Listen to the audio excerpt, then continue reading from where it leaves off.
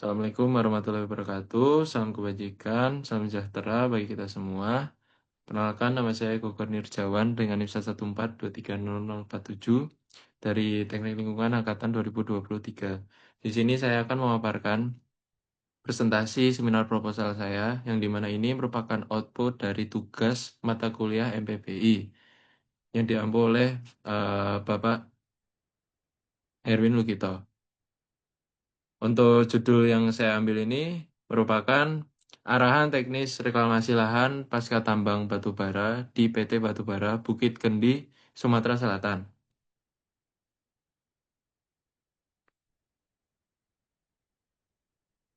Di sini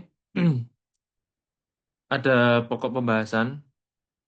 Yang pertama itu bab 1 pendahuluan, yang kedua bab 2 tinjauan pustaka dan landasan teori, bab 3 metodologi penelitian, bab 4 rona lingkungan hidup. Lalu di sini pembahasan bab 1 pendahuluan. Di mana di sini ada latar belakang. Yang pertama, batu bara merupakan bahan bakar fosil yang berperan penting bagi kehidupan manusia, di antaranya sebagai sumber energi untuk pembangkit listrik, bahan bakar cair, pengganti bahan bakar minyak, bahan bakar utama dalam industri baja, aluminium, semen, pabrik kertas, dan lain-lain. Yang kedua, kegiatan pertambangan yang dilakukan oleh PT Batubara Bukit Kendi di Sumatera Selatan berpotensi menimbulkan dampak lingkungan yang signifikan, terutama pada kualitas air. Yang ketiga, reklamasi merupakan upaya untuk memperbaiki kondisi lingkungan pasca tambang agar menghasilkan lingkungan ekosistem yang baik dan juga diupayakan menjadi lebih baik dibandingkan rona awalnya. Lanjut di sini ada rumusan masalah. Yang pertama, bagaimana tingkat kerusakan lahan yang diakibatkan dari kegiatan pertambangan batubara di PT Batubara Bukit Kendi. Yang kedua, bagaimana arahan teknis reklamasi lahan yang dapat dilakukan dalam upaya pengendalian lingkungan berdasarkan tingkat kerusakan lahan di PT Batubara Bukit Kendi. Lalu ada tujuan penelitian. Yang pertama, mengevaluasi informasi mengenai tingkat kerusakan lahan yang diakibatkan dari kegiatan pertambangan batubara di PT Batubara Bukit Kendi. Yang kedua, memberikan arahan teknis pengelolaan lahan pasca tambang berdasarkan tingkat kerusakan di lahan di PT Batubara Bukit Kendi. Lalu ada manfaat penelitian. Yang pertama, memberikan informasi mengenai tingkat kerusakan lahan yang diakibatkan dari kegiatan pertambangan. Yang kedua, memberikan informasi dan arahan teknis reklamasi lahan yang dapat dilakukan dalam upaya pengendalian lingkungan di PT Batubara Bukit Kendi. Lalu ada karakteristik kegiatan penelitian. Di sini PT Batubara Bukit Kendi terletak di Kabupaten Muara Enim, Sumatera Selatan, dengan luas 881,70 hektar, yang dimana 448,37 hektarnya adalah lahan kawasan hutan lindung dan eh, ka- dan 433,33 hektar adalah kawasan hutan produksi. Penelitian ini terbatas pada aspek teknis reklamasi pasca tambang yang dilakukan oleh PT Batubara di dua area void yang terbentuk setelah penghentian produksi pada tahun 2010. Penelitian ini tidak mencakup analisis aspek ekonomi atau sosial dari kegiatan reklamasi, serta tidak membahas pengelolaan pertambangan yang masih aktif di luar area yang telah dihentikan produksinya. Fokus utama adalah pada keberhasilan upaya reklamasi untuk pemulihan fungsi ekologis lahan bekas tambang. Berikut merupakan kriteria indikator dan asumsi objek penelitian. Yang dimana yang berpengaruh ini merupakan ketebalan akuifer, yang dimana semakin tebal akuifer gumuk pasir berpengaruh terhadap kestabilan tanahnya dan berpengaruh terhadap kemungkinan terjadinya amblesan. Ini merupakan satu parameter yang dapat menggagalkan suatu reklamasi itu sendiri. Ini merupakan kerangka alur penelitian yang dimana latar belakangnya, lalu ada rumusan masalah, tujuan penelitian, lalu manfaat penelitian, lalu tinjauan pustaka yang digunakan, lalu metode penelitiannya, di sini survei dan pemetaan lapangan, lalu ada pengangkatan scoring dan laboratorium, yang ketiga ada metode purposive sampling yang berupa tanah dan juga batu, lalu ada metode evaluasi deskriptif. Kemudian, ini merupakan luaran penelitian. Yang pertama, kegiatan penambangan dapat menimbulkan beberapa dampak negatif terhadap lingkungan di sekitarnya, seperti kerusakan hutan, penurunan kualitas udara, merubah bentang lahan, penurunan kualitas air, penurunan kualitas air tanah. Reklamasi lahan bekas tambang merupakan upaya untuk memperbaiki kondisi lingkungan pasca tambang agar menghasilkan lingkungan ekosistem yang baik dan juga diupayakan menjadi lebih baik dibandingkan zona awalnya. Lalu yang ketiga, pengelolaan sedimen dilakukan dengan membuat bangunan perangkap sedimen seperti rorak dan di dekat outlet dibuat bangunan penangkap yang relatif besar. Adapun juga cara vegetatif yang merupakan metode pencegahan erosi yang dapat diterapkan pada area bekas tambang. Lanjut kita menuju ke bab 2 yaitu tinjauan pustaka dan landasan teori.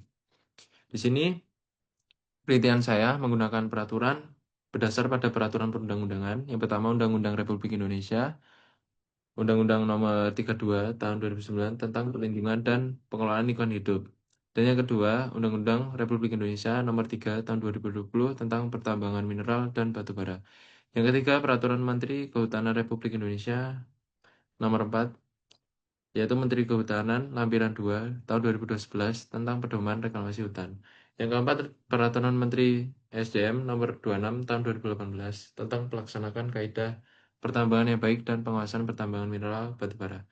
Yang kelima, Keputusan Menteri Energi dan Sumber Daya Mineral Republik Indonesia Nomor 30 Tahun 2018 tentang pedoman pelaksanaan kaidah teknik pertambangan yang baik. Dan yang terakhir, pada Provinsi Sumatera Utara Nomor 2 Tahun 2013 tentang pengelolaan pertambangan umum. Lalu di sini ada tinjauan pustaka. Yang pertama yaitu membahas mengenai pertambangan batu bara itu sendiri. Yang kedua ada dampak pertambangan. Yang ketiga ada reklamasi. Dan yang keempat ada tahapan kegiatan reklamasi. Lanjut kita ke bab 3 yaitu metode penelitian. Yang dimana ini dibagi menjadi 4. Yang pertama ada metode sampling, yaitu secara purposive sampling, yaitu tekstur tanah, menentukan titik area reklamasi, dan pengukuran kerapatan vegetasi. Yang kedua ada metode penelitian pengumpulan data. Yang pertama survei dan pemetaan lapangan. Yang kedua ada pemetaan, lalu ada data sekunder yang mendukung untuk pemetaan itu sendiri. Yang ketiga ada metode analisis. Di sini ada analisis matematis, analisis spasial, dan analisis deskriptif. Lalu yang terakhir metode pengolahan datanya, yaitu metode survei, yang dimana kita survei lapangan langsung di tempat lahan bekas tambang itu sendiri. Yang kedua metode scoring dan overlay untuk menghasilkan peta. Yang ketiga ada random sampling. Lalu ini merupakan diagram alur penelitiannya. Lalu lanjut ke tahapan persiapan. Di sini tahapan persiapan ini tahap yang dilakukan pada penelitian dengan tujuan untuk mengumpulkan data sekunder maupun informasi yang nantinya berguna untuk acuan dalam pelaksanaan penelitian. Tahapan ini meliputi studi pustaka, tujuannya memperoleh informasi mengenai kondisi wilayah penelitian. Lalu kedua ada administratif, ditujukan untuk memperoleh izin serta dukungan resmi dari lembaga akademik perguruan tinggi. Yang ketiga, pengumpulan data sekunder, yaitu dikumpulkan berdasarkan parameter yang diperlukan dalam penelitian. Dan yang keempat, penyiapan perlengkapan seperti bahan dan alat untuk di lapangan dan studio. Lalu tahapan lapangan ini yaitu adanya upaya atau tindakan. Yang pertama ada cross-check kemiringan lereng, bentuk lahan dan daerah pertambangan itu sendiri. Lalu ada cross-check satuan batuannya. Yang ketiga ada cross-check jenis tanahnya. Yang keempat ada cross-check penggunaan lahan. Lalu ada tingkat kerusakan lahan dan cross-check penggunaan lahan di sekitar tambang itu sendiri.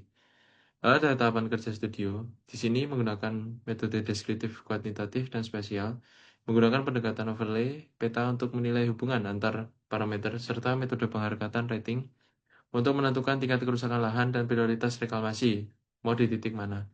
Hasil analisis tersebut kemudian dilakukan untuk membangun model evaluasi teknis reklamasi yang mencakup rekomendasi, tindakan, perbaikan morfologi lahan, pengelolaan drainase, penambahan bahan organik, serta pemilihan jenis vegetasi yang sesuai dengan kondisi tanah dan iklim setempat.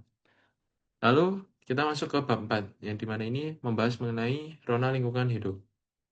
Ini merupakan parameter komponen lingkungan berupa tabelnya. Nah, di sini ada lingkungan hidup geofisik kimia. Yang pertama ada bentuk lahan. Kabupaten Lahat sendiri merupakan sebuah kabupaten di Sumatera Selatan yang terletak di bagian barat daya wilayah Provinsi Sumatera Selatan. Wilayah penelitian berada dalam zona beriklim tropis basah yang dipengaruhi oleh sirkulasi monsun Asia Australia. Pola hujannya berkisar antara 2.500 sampai 3.000 mm per tahun, dengan frekuensi hari hujan mencapai sekitar 180 hingga 200 hari setiap tahunnya. Lalu untuk suhu udara harian ini cukup relatif tinggi, sekitar 24 hingga 32 derajat Celcius. Sedangkan untuk kelembapan udaranya berkisar 70 sampai 90%. Ini data dapat diambil dari BMKG. Lalu ada batuannya. Batuan penyusun utama di sekitar wilayah ini merupakan masuk ke dalam formasi muara enim yang terdiri atas lapisan batu pasir, batu lampung, cerpih, dan sisipan batu bara. Batuan ini merupakan hasil endapan sedimen fluvial yang berumur Miosin akhir. Kita lanjut aja struktur geologi. Di sini ada menunjukkan adanya lipatan sesar minor yang berarah umum barat laut tenggara. Struktur geologi ini terbentuk adanya aktivitas tektonik regional yang mempengaruhi sistem pelapisan batuan di Kabupaten Lahat. Kehadiran sesar dan kekar pada batu pasir maupun batu lempung dapat menjadi bidang lemah yang mempercepat proses pelapukan dan memperbesar potensi gerakan massa tanah di daerah penelitian itu sendiri. Lalu ada tata air. Sistem tata air di sekitar wilayah penelitian ini, untuk air permukaan ini biasanya berasal dari anak-anak sungai Lematang yang melintasi kawasan Merapi Barat dan berperan sebagai saluran utama pembuangan limpasan dan tambang. Debit air permukaan bervariasi tergantung musim dengan peningkatan signifikan pada musim penghujan. Kondisi lahan terbuka akibat penambangan ini menyebabkan adanya runoff yang meningkat, sementara infiltrasi menurun karena pemadatan tanah dan hilangnya vegetasi. Lanjut ke bencana alam. Potensi bencana alam di wilayah penelitian ini secara umum berupa longsor, lereng tambang, erosi permukaan, dan banjir lokal pada musim hujan. Kondisi ini dipicu oleh curah hujan yang tinggi, topografi bergelombang atau topografi yang curam, lalu ada struktur tanah yang gembur akibat aktivitas penambangan. Sementara itu, potensi bencana geologi seperti gempa dan letusan ini tidak tergolong rendah karena tidak berada pada jalur vulkanik aktif. Untuk mengurangi risiko bencana, diperlukan penerapan teknik reklamasi berwawasan konservasi seperti pembuatan terasering, vegetasi penutup, dan sistem drainase yang memadai. Lalu ada komponen sosial ekonomi, budaya, dan kesehatan masyarakat. Secara administratif, area tambang ini berada di Desa Bukit Kendi, Kecamatan Merapi Barat, Kabupaten Lahat. Jumlah penduduknya sekitar 1.200 jiwa dengan kepadatan sedang dan sebaran yang relatif merata di beberapa dusun. Lalu ada ekonominya, sebagian masyarakat di sini bertumbuh pada sektor pertanian, perkebunan, dan pertambangan. Adanya aktivitas tambang memberikan dampak ekonomi yang nyata melalui penyerapan tenaga kerja lokal, penyediaan jasa transportasi, dan peluang usaha bagi pelaku ekonomi mikro di sekitar tambang. Lanjut ke budaya, masyarakat sekitar tambang memiliki karakteristik sosial yang cukup kuat dan masih mempertahankan budaya gotong royong serta nilai kekeluargaan.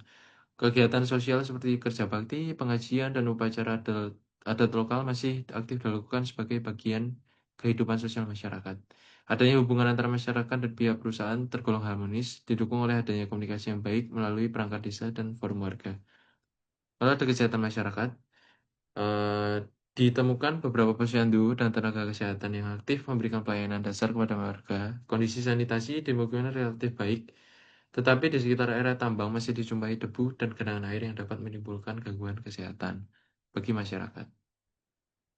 Lanjut ke isu lingkungan.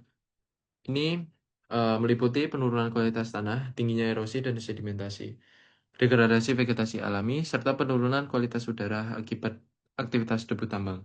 Selain itu, limpasan air tambang yang membawa sedimen dapat berpotensi mencemari badan air di sekitar area operasi. Perusahaan telah menerapkan langkah-langkah mitigasi seperti pembangunan kolam pengendapan, sistem drainase berjenjang, revegetasi, serta monitoring kualitas lingkungan secara berkala. Upaya pengelolaan lingkungan yang berkelanjutan menjadi kunci penting dalam memastikan bahwa kegiatan pertambangan tidak hanya memberikan manfaat ekonomi, namun juga menjaga keseimbangan ekosistem dan kesejahteraan masyarakat di sekitar wilayah operasi.